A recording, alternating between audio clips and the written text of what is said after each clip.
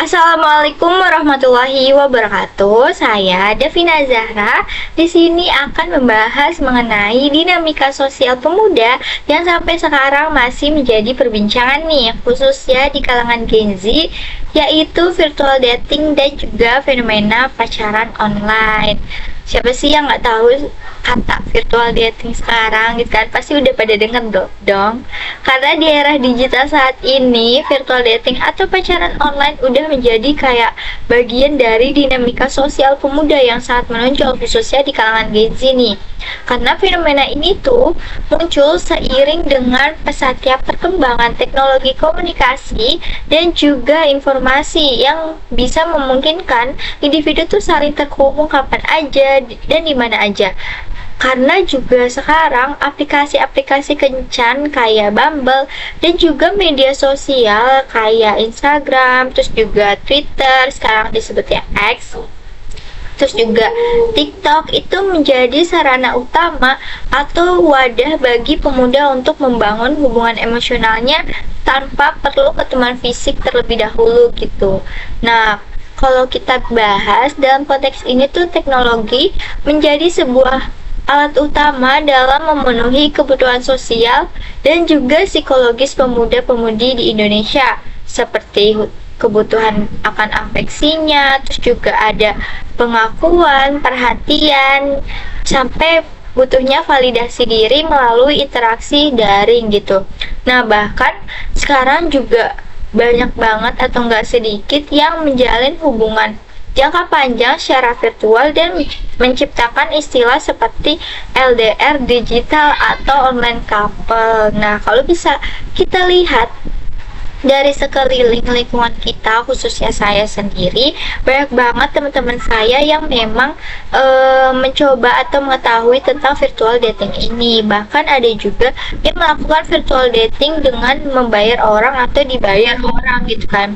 Nah, jadi, berdasarkan dari info dari teman-teman saya yang telah melakukan virtual dating ini, mereka ada yang merasakan kalau hal ini tuh suatu yang aneh karena kok bisa kayak berhubungan tapi virtual tanpa ketemu secara langsung. Tapi ada juga yang menyatakan bahwa fenomena itu emang lazim atau kanan event gitu, memang yang bakal terjadi karena berkembangnya teknologi yang udah sangat pesat saat ini. Jadi ada yang memang udah berhenti atau stop, ada juga yang memang masih melakukan virtual dating ini.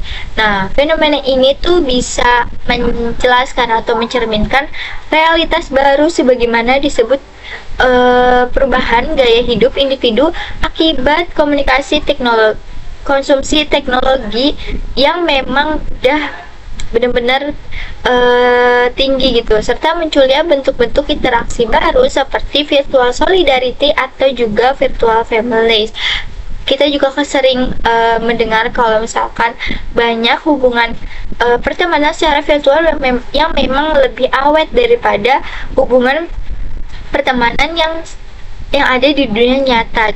Nah, hubungan yang sebelumnya terbatas pada ruangan fisik ini itu akhirnya bisa meluas gitu ke ruang digital yang dimana kedekatan emosional tuh nggak lagi bergantung pada jarak geografis yang ada kayak dulu, tetapi pada intensitas komunikasi digital ini juga berpengaruh dengan relationship yang ada gitu.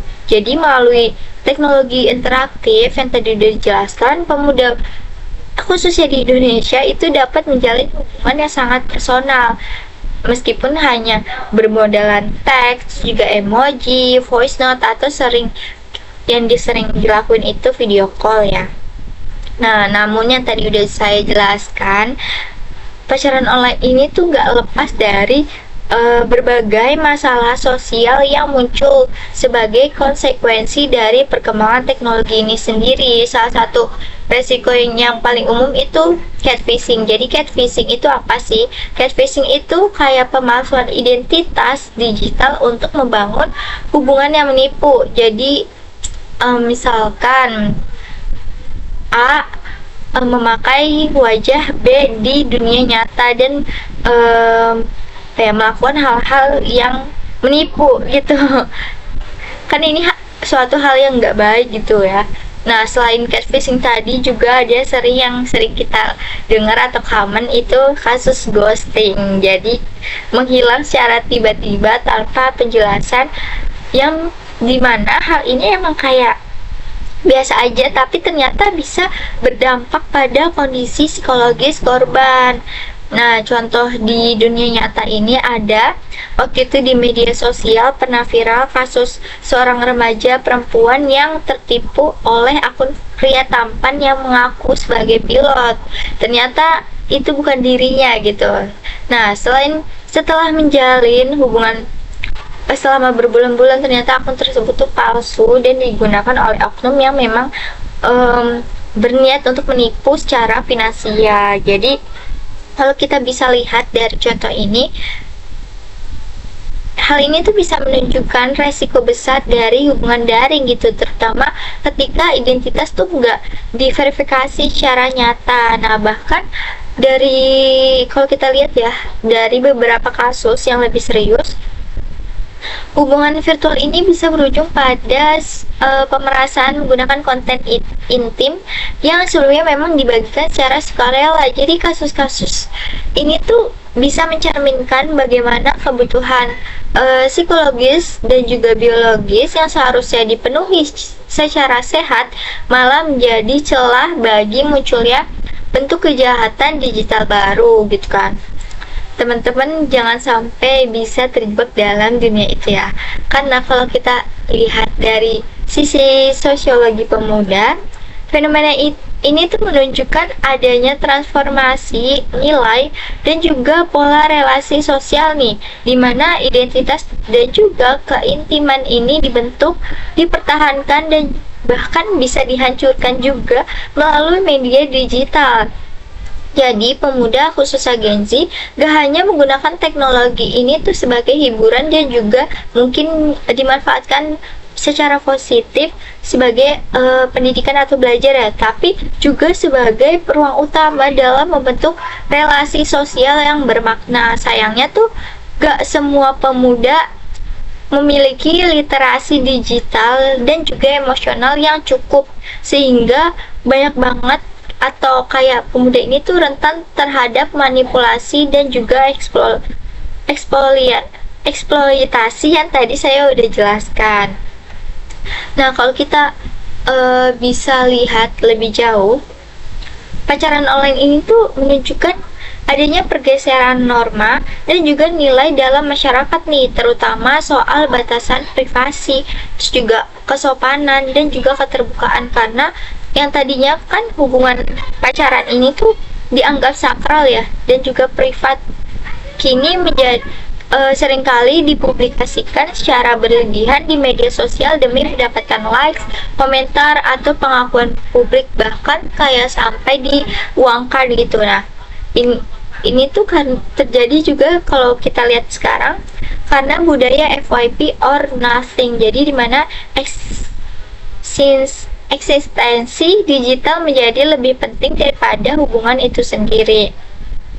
Kalau kita lihat kan banyak juga influencer yang memang mempublikasikan hubungan mereka demi ramai, yang dimana kalau misalkan hubungan mereka atau konten mereka ramai, mereka dapat duit gitu dari sini. Nah, hal ini tuh menjadi sangat penting ya untuk digaji, karena hal ini bisa mencerminkan gitu konsekuensi dari perkembangan teknologi dalam kehidupan pemuda. Jadi teknologi ini tuh nggak hanya merubah cara kita bekerja dan juga belajar, tetapi juga mendefinisikan ulang nih cara kita mencintai, juga berkomunikasi, dan juga membentuk suatu identitas. Jadi pacaran online ini merupakan wajah baru dari interaksi romantis yang dipengaruhi oleh algoritma, media digital, dan juga nilai-nilai baru yang berkembang dalam masyarakat digital era sekarang ini.